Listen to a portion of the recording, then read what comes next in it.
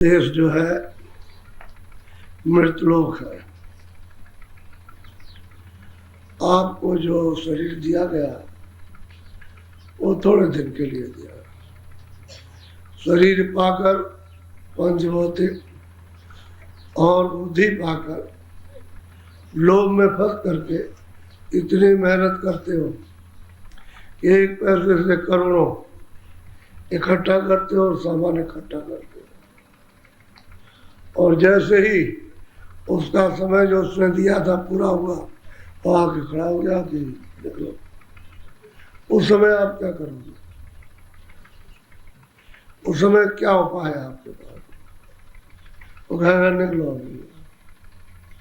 तो धन बचा नहीं सकता, मकान दोस्त बच्चे बचा नहीं सकते, कोई तीर तलवार खड़ी हो जाए तो किसको मारे वो देख नहीं सकते, तो हमने खड़ा हो गया चल। अब ये पता चलता है कि शरीर भी अपना नहीं है, और ये सामान जो हमने इतनी मेहनत की है पराए देश में और दूसरे के देश के सामान को इकट्ठा किया, एक चुटकियों में खाली कर देगा, अलग कर देगा और सामान सब रखवा लेगा। इस सूरत को, इस जीवात्मा को उधर भेज करके इधर हिसाब करा देगा, चारों खानों में भेज देगा। ये मनुष्य शरीर तो आपको मिलेगा, ये परदेश है। इस मोह ममता में, अज्ञान में, मोह ममता है, क्रोध है, तरह तरह की वासनाएं इसमें फंस गया। और पराया सामान, पराई मेहनत, पराया सामान, शरीर भी पराया। जो मेहनत करते हो अपने काम में तो बजाते नहीं, और सामान इकट्ठा करते हो सब बेकार। शरीर भी चला गया और सामान तो ये पड़ा, न ये शरीर उसके पास जाएगा न वो सामान उसके पास आएगा। तो परदेश है भाई। मनुष्य रूपी मंदिर उसने आलीशान बनाया, इसमें सूरत बैठी है दरवाजे बीच में। महापुरुषों से मिलो जो मेहर और दया कर दें और घाट बता दें, और कुछ घाट पर दया कर दें, जिससे सूरत अंतर के अंतरी घाट पर जा जाए और नाम को, धुनी को सुन करके और चढ़ने लगे। तो यहाँ से प्रस्थान कर दें, क्योंकि ऊपर तो अपना देश है, सुरतों का देश तो ऊपरी है, ये तो परदेश है। सूरज यहाँ बैठी है, उसका आकाश तो ऊपर है। दोनों आंखों के ये बीचों बीच में वैसे बैठी है, ऊपर ही इस आकाश के ऊपर सूरज। ये हिस्सा बिल्कुल बाहर निकाल दिया, ये डंडे से ये सिर्फ नीचे है, तो इसी दो आंखों का ये आकाश है, और सूरज इसके ऊपर बैठी है, और सूरज का आकाश ऊपर है, नीचे नहीं है। और तुम्हारी दो आंखों का आकाश ऊपर है, जमीन नीचे है और उसकी जमीन ऊपर है। जब ऊपर चढ़ेगी तो जमीन, आकाश नीचे हो जाएगा और जमीन ऊपर होगी। तो सुरतों की जमीन ऊपर है। जब तक वो घाट पर बैठी है तब तक मतलब यह है कि जमीन नीचे है, और घाट के ऊपर में हुई बस जमीन ऊपर हो गई, आकाश नीचे हो गया। तो उधर से उतर के आएंगे तो उनका आकाश इधर है। अब ये जो दिखाई देता है पर्दा, ये सब जड़ है। जल भी जड़ है, अग्नि भी जड़ है, वायु भी जड़ है, पृथ्वी भी जड़ है, ये सब जड़ है। पांचों तत्व जड़ है, ये जड़ पर्दा।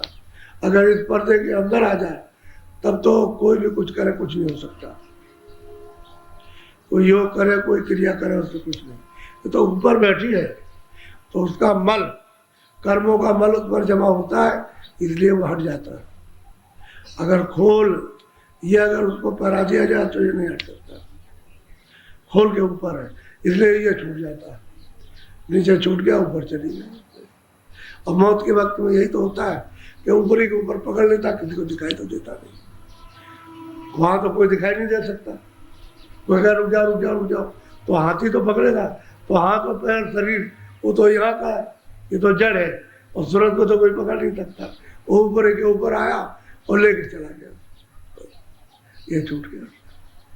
ये बोझे के कारण उसका तनाव, उसके प्रकाश का, एक कमरों में पड़ा हुआ है तो ये शरीर सजीव है, और प्रकाश सिमट जाए तो शरीर लुंज हो जाएगा। शरीर में कुछ नहीं कर, उसी के प्रकाश से ही चलता फिरता, बोलता है, देखता। अगर खिंचाव हो जाए तो सुनेगा भी नहीं, देखेगा भी नहीं, और कुछ हाथ पैर से काम भी नहीं करेगा। अगर ऊपर उलट जाए, साधक को यही होता कि जब उलट जाते हैं तो कोई अंग काम नहीं करता, जैसा का तैसा बैठा रहेगा या लेटा रहेगा, ऊपर चला जाएगा। जब उधर से लौट करके आएगा तो फिर संचार होगा। बहुत देर तक तो उठ नहीं सकता, पैर नहीं हिला सकता। जब पूरा संचार हो जाएगा तब वो बदतमीज होगा।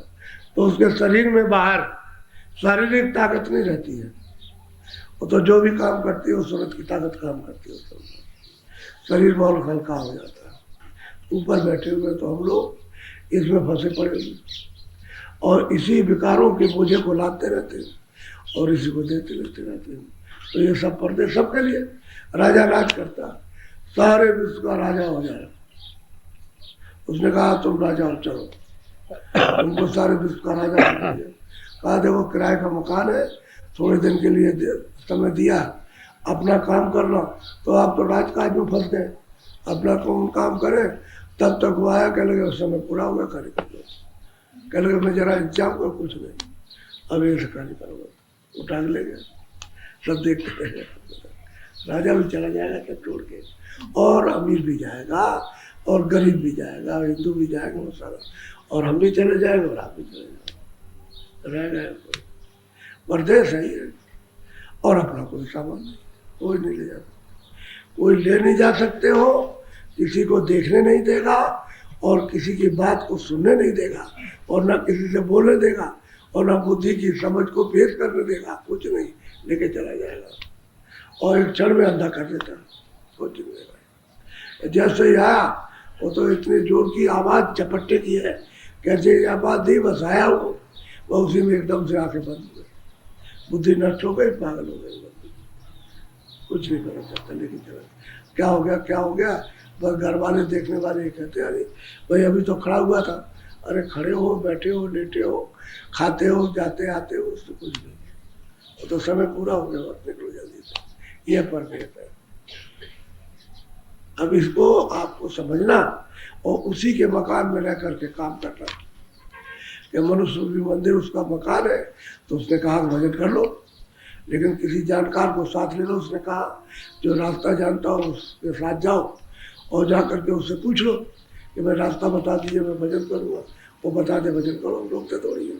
लेकिन हमारा कर्जा पाप और पुण्य का वो दिए जाना, अगर वो चुका दे तो ठीक है, चुका दे, लेकिन तुम्हारे पास नहीं रहेगा, वो देना पड़ेगा आपको।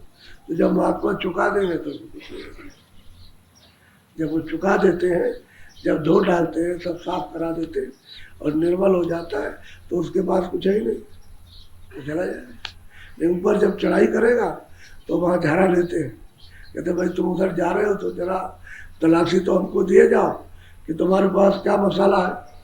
तो कहते भाई हमको तो मतलब है, देख लीजिए आप ले लीजिए, ये हमको टिकट दिया है ये नाम का, और ये देख लीजिए आप झाड़ा ले लीजिए। तो देखता है चले जाओ, निकल जाओ। ये है, तो वो तो सबके लिए है, राजा के लिए भी है, अमीर के लिए भी, गरीब के लिए, हिंदू के लिए, पादरी के लिए, मुल्ला के लिए और पंडित के लिए, कोई भी लोग सबका जाना देता है। ऐसे नहीं जाने देगा, उसका तो हिसाब करता है। वो कहते हैं कि अगर कुछ नहीं निकलेगा तो छोड़ देगा, नहीं वो उठा नर्क में दे, फौरन दे देता है कि जाओ सुनिए। बोलो, बड़े ध्यान से सुनिए, कुछ नहीं है यहाँ पर। सोराते तू दुखी रहे हम जानी, सोराते तू दुखी रहे। अब महापुरुष कहते हैं कि देख सूरत, तो मनुष्य रूपी मंदिर में बैठी हुई है तो बहुत दुखी है, क्योंकि तेरा मित्र जो है दुश्मन हो गया और मित्र है मन। तो अब उसको तो मतलब है कुछ मिला नहीं, तो मन तो किसी तरफ जाएगा, तो इंद्रियों के साथ हो गया और इंद्रिया लोगों के साथ हो गई। और बस मतलब यह है कि इधर दौड़ा, उधर दौड़ा, उस इंद्री पर, इस इंद्री पर, इस पर, उस पर, और दौड़ करके वो तो उसका आदि बन गया। अब सूरत अकेली क्या कर सके, तो बहुत दुखी रहती है कि अब क्या करें, अपना तो कोई उपाय है नहीं। और कोई रास्ता नहीं मालूम है कि हम कुछ कर सकें, किसी का बल पौरुष मिले तब तो ठीक है, लेकिन अब उसके पास नहीं। तो महापुरुष कहते हैं सूरत में जानता हूँ कि तो बहुत दुखी है, बहुत क्लेश में है। क्यों? जन्मते मरते बहुत युग बीत गए और अभी तक तेरे दुखों की यानी कष्टों की सुनवाई किसी ने की जो छुटकारा पा जाती। तो कहते हैं मैं जानता हूँ तो बहुत दुखी है। बोलो।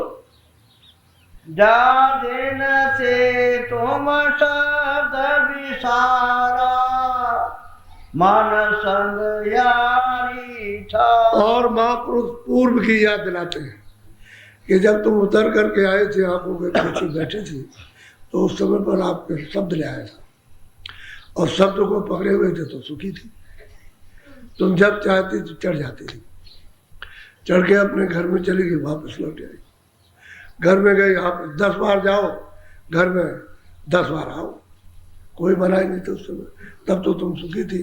लेकिन जब से तुमने ये सब वैभव पा करके, सब सुख के और कर्मों का अधिकार पाकर पाप बोल, उससे तुमको क्या हुआ कि तुमने शब्द को बिसार दिया, छोड़ दिया, उससे शब्द से अलग हो गई। अब सूरज जो चेतन है, वो चेतन शब्द सा उससे अलग हो गई, अब निराधार हो गई, अब पर्दों के साथ रहने लगी।